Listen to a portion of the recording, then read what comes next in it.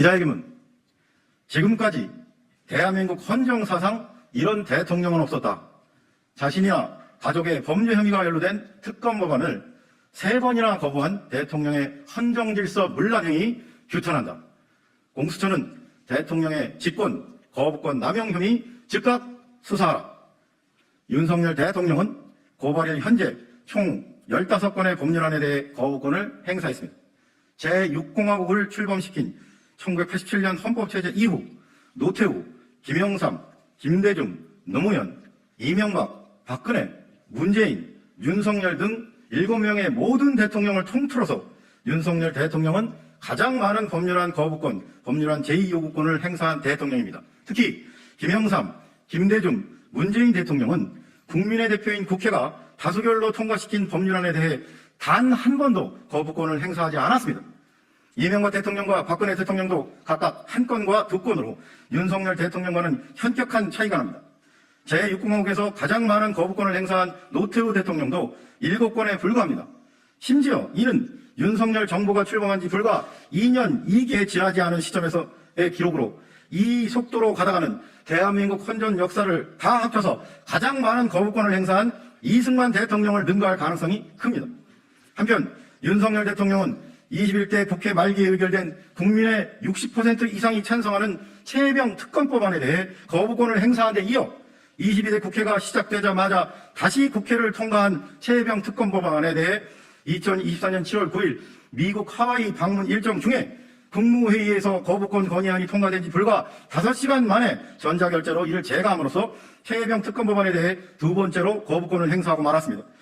현재까지 대통령 본인이나 가족 비리에 대한 특검, 특히 동일한 특검 법안에 대해서 2번이나 거부권을 행사한 대통령은 윤석열 대통령이 헌정사상 유일합니다.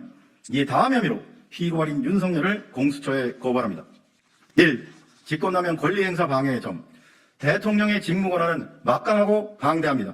하지만 아무리 대통령이라 하더라도 국민이 부여한 대통령의 직무권한은 헌법과 관계법령에 의해 민주적 통제를 받는 것이 헌법 정신이며 국가공무원으로서 국가와 국민에 대한 봉사하는 자세로 자신의 직무권한을 절제하여 행사해야 합니다. 또한 대통령은 어느 한편의 정치적 이념만 강조하는 여당의 당수가 아닙니다. 그런데 피고발인 윤석열은 이러한 헌법 정신에 위배하여 국민의 대표자인 국회의원 다수의 의사로 의결하여 정부로 송부한 법률안을 국익이나 국민의 관점보다는 자신의 정치적 이해관계에 더 부합하는 방향이나 자신 및 배우자 범죄 혐의가 연루된 특검 수사를 저지시킬 사적 목적으로 대통령의 직무권한인 거부권을 함부로 남용한 혐의가 있습니다. 특검을 왜 거부합니까? 죄졌으니까 거부하는 겁니다. 진상을 밝히고 조사를 하면 감옥에 가기 때문에 못하는 겁니다. 위 말은 피고발인 윤석열이 2021년 12월 29일 경북 선거대책위 발대식에서 한 말입니다.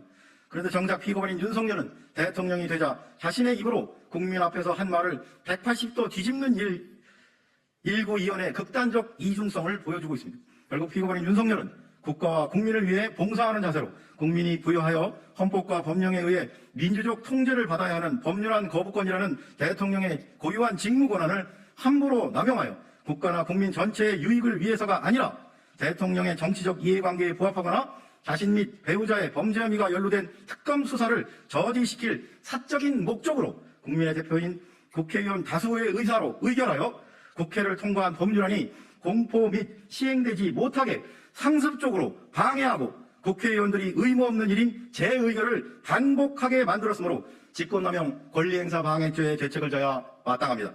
이에 위처럼 피고발인 윤석열을 고발하오니 법 앞에 평등이라는 헌법 규정이 국민의 한 사람인 대통령에게는 달리 적용되어 형사사법 시스템에 대한 국민의 신뢰를 더욱 붕괴시키는 일이 없도록 피고발인 윤석열의 혐의에 대해 철저히 수사하고 엄중히 처벌해 주기를 사법정의를 바라는 수많은 국민을 대신하여 강력히 촉구하는 바입니다. 2024년 7월 15일 사법정의 바로 세우기 시민행동.